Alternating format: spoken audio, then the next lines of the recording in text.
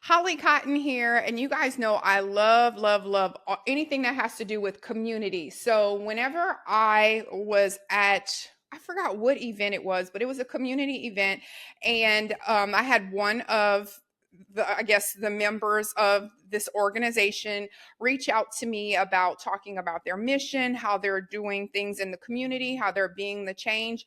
I was like, yes, let's hear the story. I love those feel good stories. And I love whenever I hear people that are actually living and being the change. So I don't want to mess his name up. So you guys know I actually printed it out so I can say it correctly. Captain Tazaryach, and he is going to tell us all about his organization, ISUPK. And we're going to talk about some of the things that they're doing in the community and as well as some of the missions. And then also, he's going to give us a little bit of the foundation because there's also a religious side of it as well. And he's going to explain to us all of that. So, welcome, Captain Tazaryach. You did the name pretty good. I Okay. appreciate it. I got a little southern twang, so that accent sometimes messes up me being able to say things like I can't roll my tongue and do certain things. Right. I don't know why. Blame my Louisiana roots. So that Creole part. No, that's okay. That Okay, was just fine. thank you. Hmm. Thank you. All right. So, first of all, let's go into because I want to actually just start with the general idea of what the organization is. What do you guys do? ISUPK, tell us what that is and I guess what the foundation of it is. Okay, so ISUBK is an acronym for Israelite School of Universal Practical Knowledge, and the foundation for everything we do is the Bible. Like we believe in God, we believe in Christ, and so we try to utilize that to go into communities to provide a service or do things for them that probably is not as easily accessible. Or if it's there, we can add to whatever is already being there.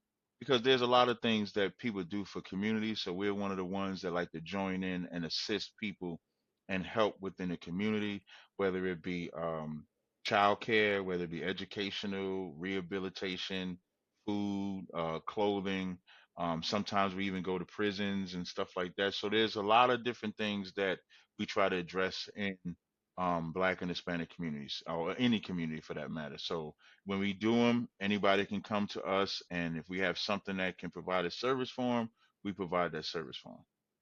So, one of the questions that I want to ask before we go into that is because I know that I get in these conversations a lot of times, especially whenever it's election season like it is now, but Mhm.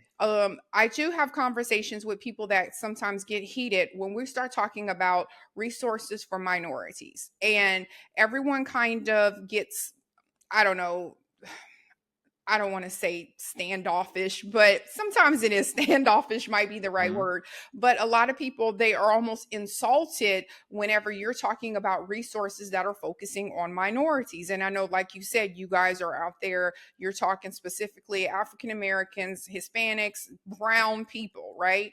Right. So I try to explain that a lot of times when I'm in these majority situations Right. and I'm trying to explain to them that yes, it is important for minorities to have representation because every time you look somewhere, it's always someone that's white, that's the president, that's in this political office. There's resources for this, there's this. So it's always like a catch up. It's always, well, how are we Right. doing this? How are we trying Right. to empower these minority communities? So I know for you guys, there's got to be where you're hearing that type of thing where people are like, well, why are you just focusing on black and brown communities? Why are you not doing stuff for everyone? And I know, even though you said all the resources, but you are definitely trying to be out there in those minority communities. So is that something that you guys get any type of negative feedback from, or do you ever have to explain why that mission is so important? Yeah, we get that the same way in your circles, you get that type of feedback. We get that type of feedback. And the answer is generally always the same. Like, brown people are not prioritized.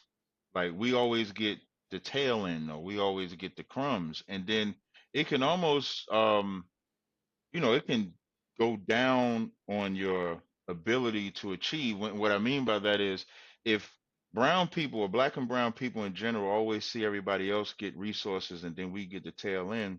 Where's their where's their inspiration at? If they know in their community they just gonna be last, they just look at it. Well, I'm gonna just wait till I get mine. I might as well because I ain't gonna get it first. So now, if they can see people that can prioritize them, and we'll specifically say, no, we're coming to you first. Everybody else can get a second, and then we look like them at the same time. You can inspire hope where they can say, you know what, there is somebody that prioritizes me. There is somebody that thinks about me. And whenever you're in the major circles, they'll never understand it because most of the time they're not those people. So because they're not those people, of course, those people are not going to be a priority to them. Their people that look like them is going to be a priority, Mhm. and I don't have a problem with that. It just don't get in the way when I want to prioritize my Right. people and when we want to get out there and say, no, this ain't for y'all today. I know y'all had it Mhm. for 364 days. Just let us have this one day. And it's like we can't even get that. We can't even get that one day without. Dang, If it y'all ain't got in to get a day. February, then yeah, if it ain't in February, they don't care. Right, they don't even want to count it. And then even February is like the shortest month, so they you can't even don't get them that 29th day, or don't get them that 30th, or every fourth year you get that Right. 29th day. So it's amazing that it's like that. But just because it's like that don't mean we can't overcome that, which is why even when we're out there doing it, we don't even try to say, hey, nobody else is going to do it, so here we are. We really want to do it without Mhm. having to bring up that side so that their mind can be free that this ain't done in spite of, this is done because we are black and brown, because you look like me and we're all in despair and are low, we can now present something to you that you'll say, man, thank you, man. These brothers, these sisters, they came together and did this for me, and it was wonderful.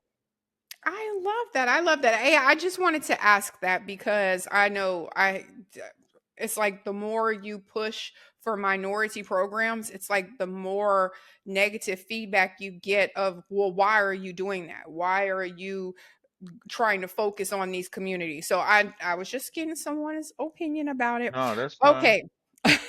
So let's go into again. I know that you guys so we talked about the religion part. Okay, food and clothing drive. I have a whole list, you guys.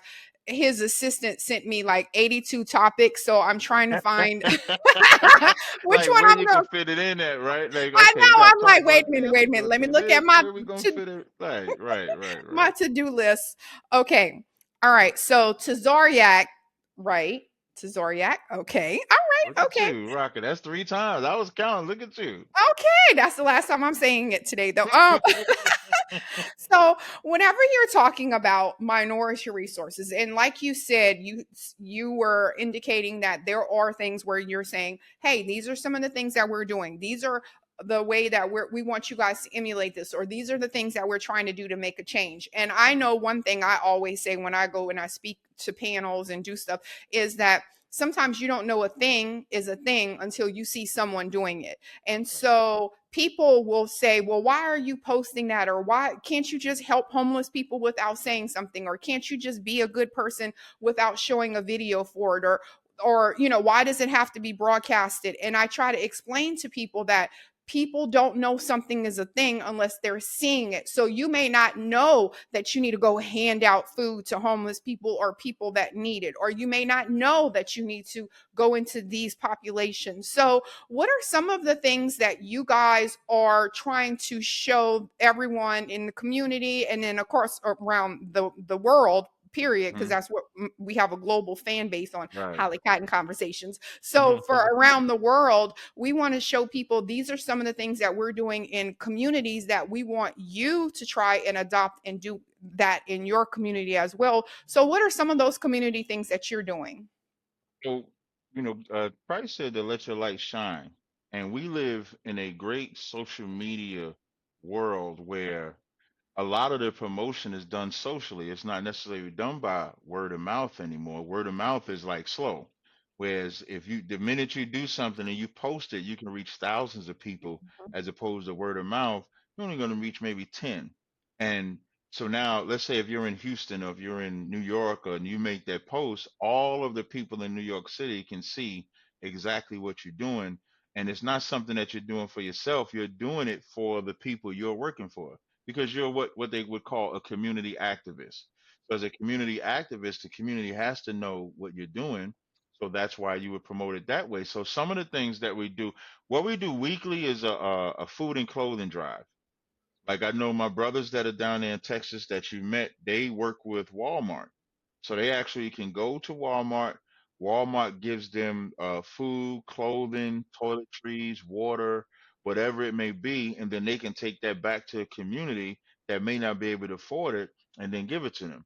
We do that in New York. This past Saturday, I was just doing that in Harlem, New York. We do that everywhere. Um, so that's like one of the things. And then food is always good because people are always hungry, unfortunately. And then clothing. You'd be surprised how many mothers or children don't have diapers or don't have small toddler type of clothes. So we'll gather like all of our old clothes, bring them together, and then go to where we feel those clothes are needed. Like we'll be in Buffalo, New York this week, and we all gather in all our clothes because, we have children, and one thing about mothers, they keep the baby clothes.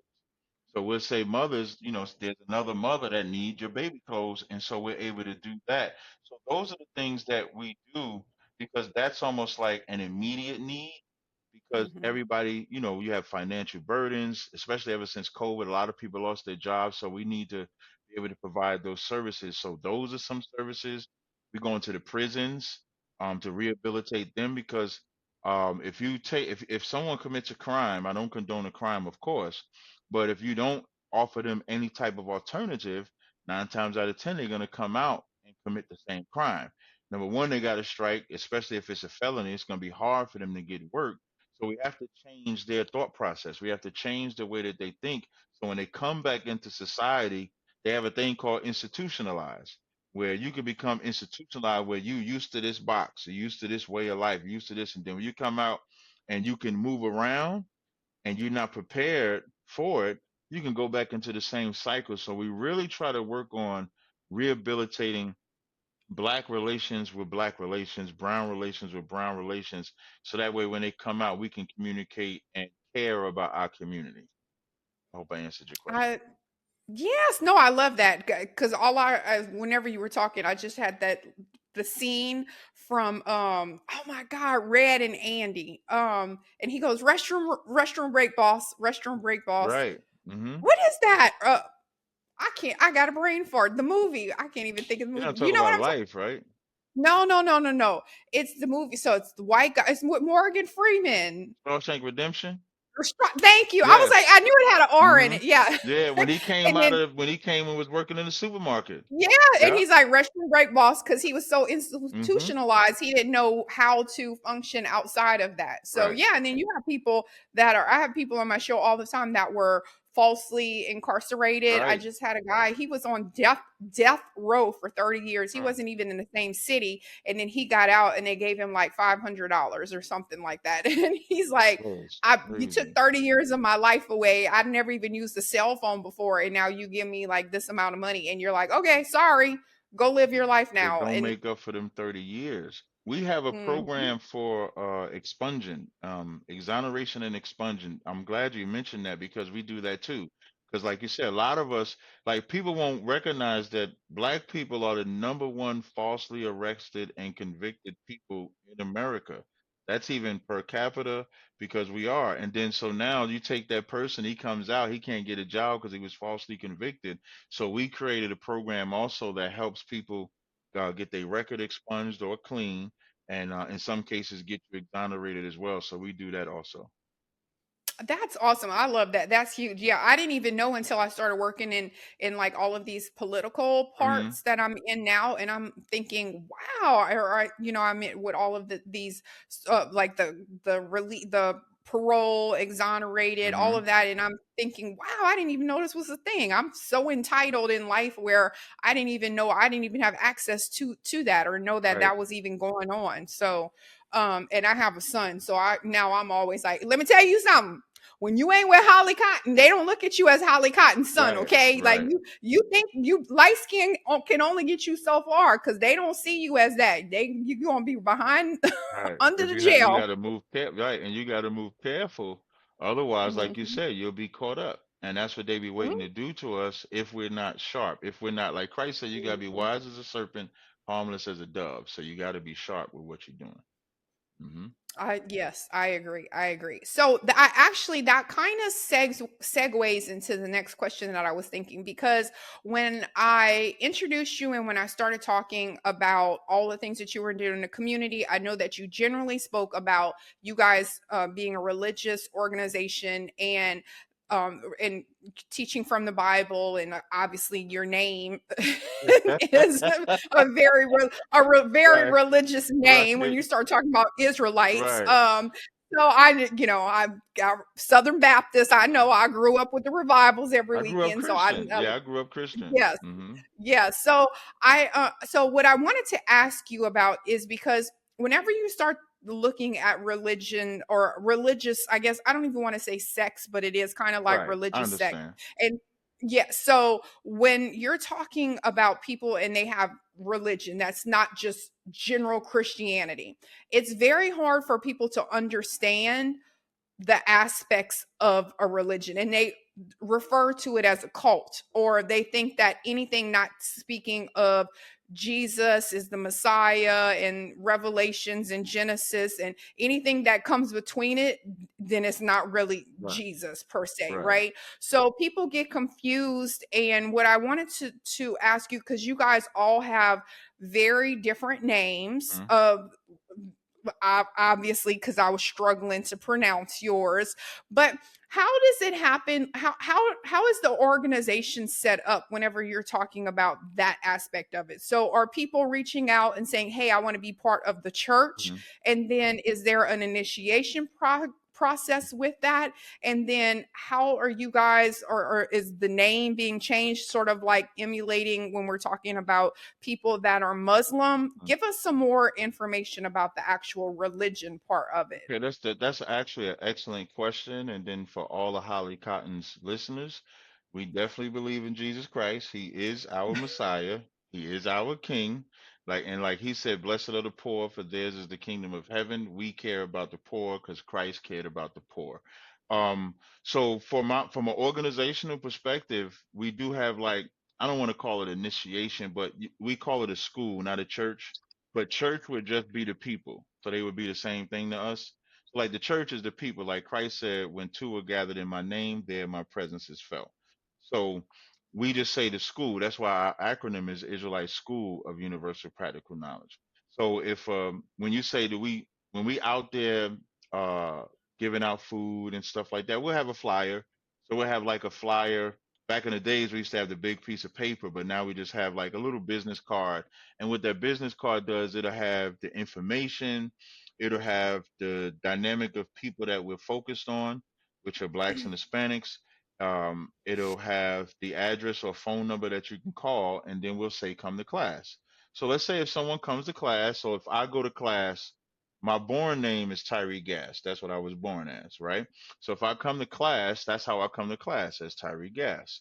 And so as I'm coming to class for the 90 days, like a 90-day trial, see how consistent a brother or sister is coming to class. And if when you join the school or when you pick, you get what's called a Hebrew name. So the Hebrew name is biblical. Like Abraham was first Abram, his name was changed to Abraham. Or Jacob's name was first Jacob, it was changed to Israel. Even Peter is called Simon. Paul was Saul. The name change is synonymous with your spirit changing to serve God. Or like Christ Yeah. said, being born again. So that would be like our born again marker. So Tyree Gas dies spiritually and then Tazaryach is born. And then even the name that you're given just describes your spirit. So my name means stronghold or castle. So when they looked at me, they said he could be a defender for Christ. Or he could be a defender for God. Another brother's name might be something different. Another sister's name is different. It's all just based on your spirit. And then once you become a member for a man, you would be called what's called a trooper. As a trooper, you're still learning to change your ways to serve God and stuff like that. And then there's a point in time where you become an officer. So you have to pass a test. So you have to actually know the Bible, or know the certain subjects of the Bible. You would have to know. Once you pass that, you become an officer. Now you can teach. So we can't even teach until we Mm, get to that point. And then there's levels. So you have an officer, you have a captain, you have generals. So depending on the work that you put in, is how you get raised up to certain levels of rank within the school.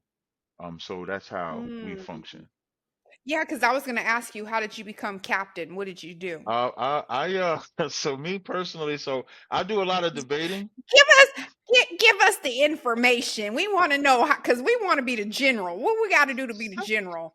Well, rank is earned. It's not like in a normal military, because I used to be in the military like back in the 90s. I was in the military, and you get ranked by time. So if you're in there 5 years, you're set to get a certain rank. Mhm, When you're doing the work of the Lord, you can get your rank just based on the work that you do. So whether you're there 6 months, 2 years, you get your rank. So in New York, there's a lot of debating. I do a lot of debating. I mean, a lot of it.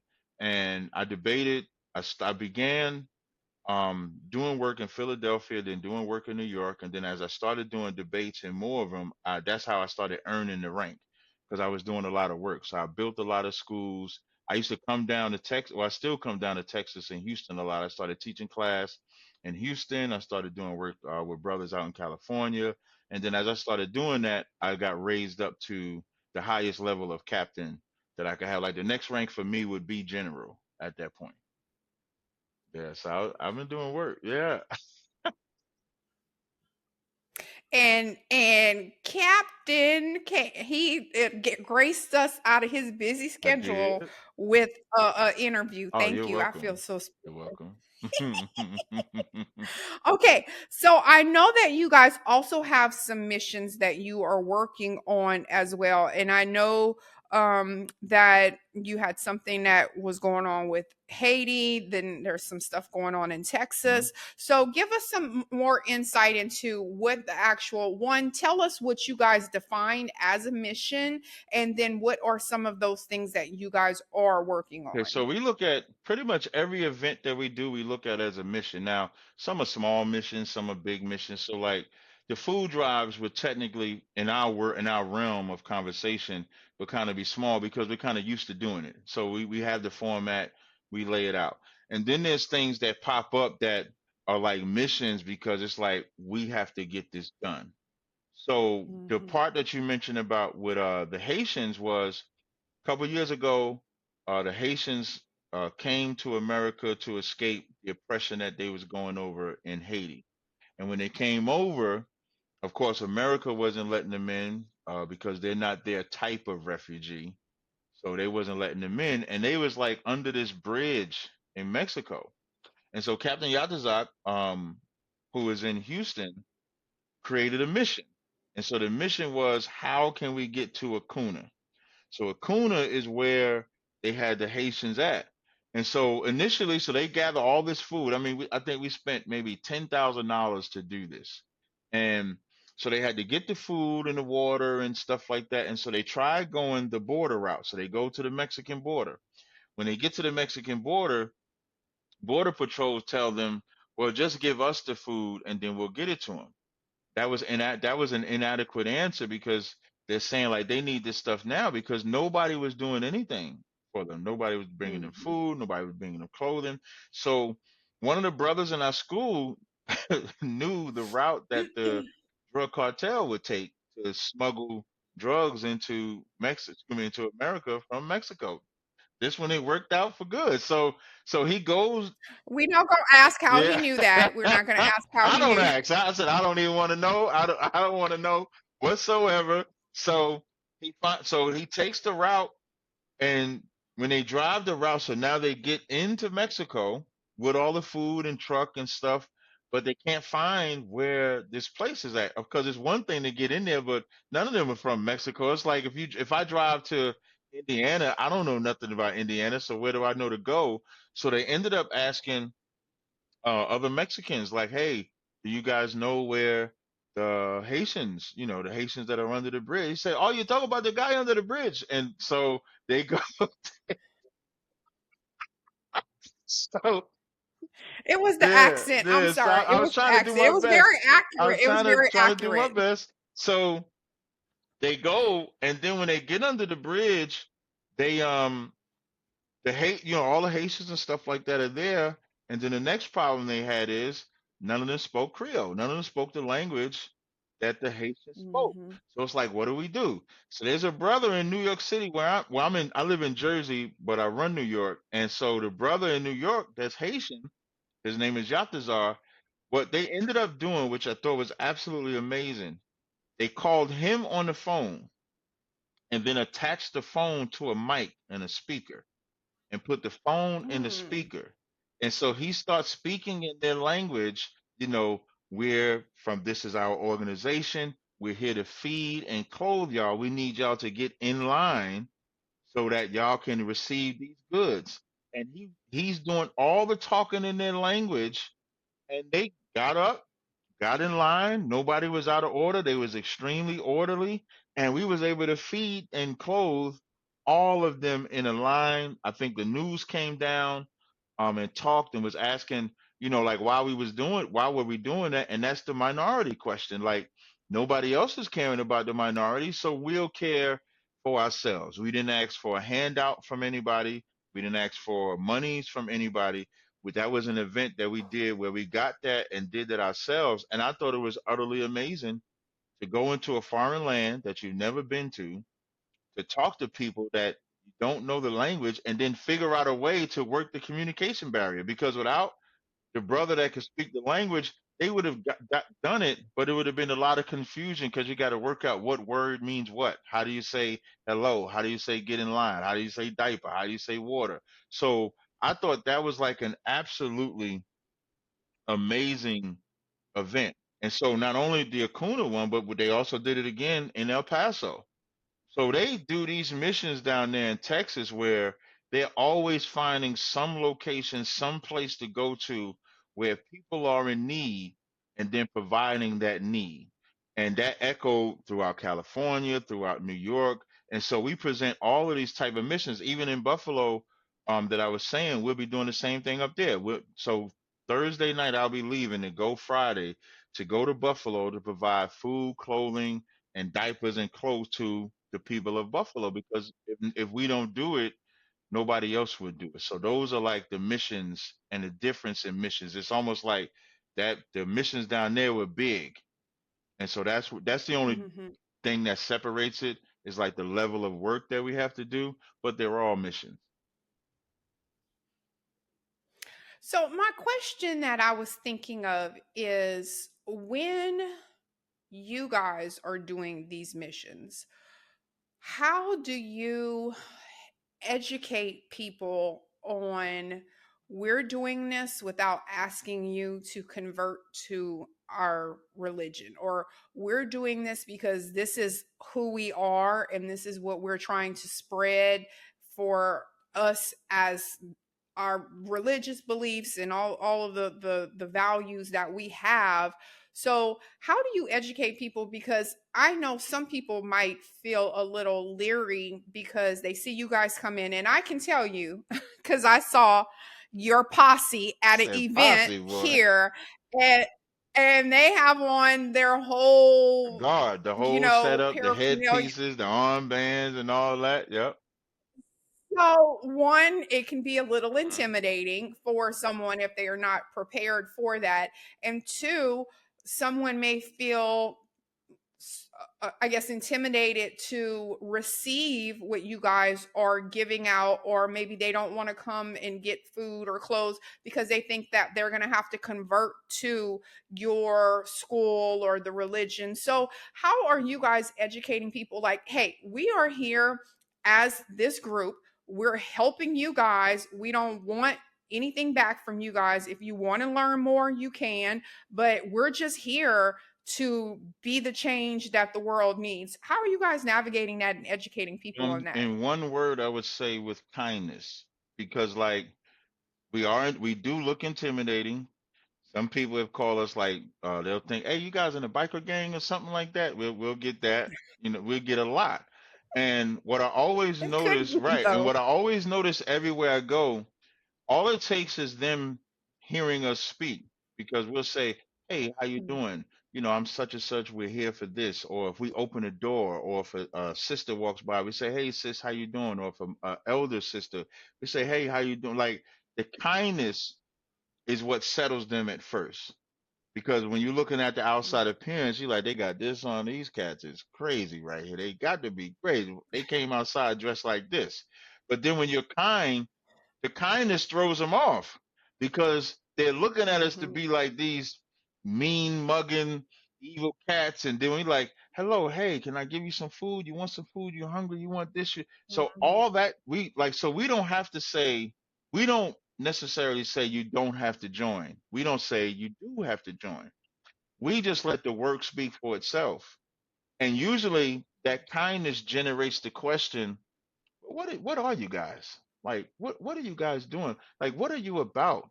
Because I thought one way, but I'm speaking to you and you're not that way. So the work itself is the fishing mechanism, so to speak. The work itself is like after you stand out there. In New York City one time we had did this food drive for the migrants in New York City. Nobody was taking care of them. And I remember the police officer that we had to work with because they had sectioned off an area for us to do it. And the police officer comes, excuse me, the police officer comes and he says, I've never seen a more organized unit. And you guys are the only ones I saw that came and cared for these people. But when you look at it from the outset, it was probably, and for that event, it was probably like maybe 300 of us out there. So imagine 300 of us looking like what you saw that day. Yeah, I'm gonna act right too. I'm gonna stay in line But too. Right. now you're gonna act right too. But then when you say you almost would look in that environment, you would probably look at us like a teddy bear in the sense that you're expecting us to be this extremely ferocious animal, but then we give you kindness. And so that kindness is Mhm. probably the greatest fishing tool because in a normal environment, like if we're on the street teaching, it ain't gonna come across as kindness because we're projecting our voice. So we're extremely aggressive. But that in those moments, it's not the time to be aggressive. We ain't about to say, "Hey, take this food and go on about your way." What the hell are we doing if we do it like that? But if we say, "Hey, sis, shalom, how you doing? Let me give you this food." Hey, brother, oh, you need a size 12 or you need these pair of pants. And then as we do that, that's how we spark them into joining. And now we have our flyers, of course, that we hand out, but we don't walk in and say, like you said, you got to join us, you got to do that, because it got to be something you do on your own. And that's a fishing mechanism to get them to do it. Okay, I love that. I love that answer and detailing that. I just thought that was important as well because again, as you said, if you see you guys out, it's that way. And a lot of people sometimes don't want to accept help because they're like, so what do I Hmm. have to do if I accept this help? So I wanted to give Thank you you. a platform to say that. So okay, so to wrap up everything, now, if you have anyone that's interested in coming to the school to start learning about that, give us the information about how people can find you guys, how they can be a part of it, and also give us the information for those who maybe don't want to join the school and don't want to practice the learning, but they definitely think that you guys are doing something great and they want to support. Thank you. I'll probably answer both with the same answer that I give. So anybody can just go to our website, isupk.com. And if you go to that website, you'll see a contact us and an about us link. When you hit the contact or about us link, it'll let you know which area. So, like, let's say if you're in Jersey, we got an area for that. If Indiana, Kentucky, Chicago, California, wherever it may be, we have a location within your area. Even if it's not in your exact city, it's in a zone close to you. And if you have clothing or anything, you may, like you say, you may not want to join, but if you have something that you can give, it could be a donation, it could be clothes, it could be food, it can be whatever, because it's not for us, it's for the people. And so that's the easiest way that you can find us. You can find us right on our website, and that will, from the website, it'll just take you everywhere that you need to go. That's for somebody that wants to join, or even somebody that doesn't want to join but has something that they can contribute, because really that's where it starts. it starts from a conversation. Like we don't expect nobody to believe what we believe right away, but if you have a care for black people like we do, that's the start. Like that's the one true start that we can have, and then we could build and grow and work together from there. So that's what you can do. And you guys are national, Yeah, international. So we have a internet. school in the UK, we have school Okay. in the Caribbean islands, we have schools in South America. Like we're international, like that. Okay. And they got you to talk to me. I feel so Yeah, special. yeah, they did, they did. I must be moving up in the world, boy. Every day I think I ain't Yeah. nobody, and somebody No, shows you me I some you am. definitely somebody because they hit me up. They say, yeah, you got to talk to the sister. She's got a real, ear for what she's trying to do. She's about her business. I said, sure, I'll go ahead and do that. That's not a problem. That's me. That's all me. That's me too. Hmm. I ain't got a t-shirt or nothing, but I'll be doing some stuff too. Hmm. We I can get love you a that. t-shirt. We can get you a t-shirt.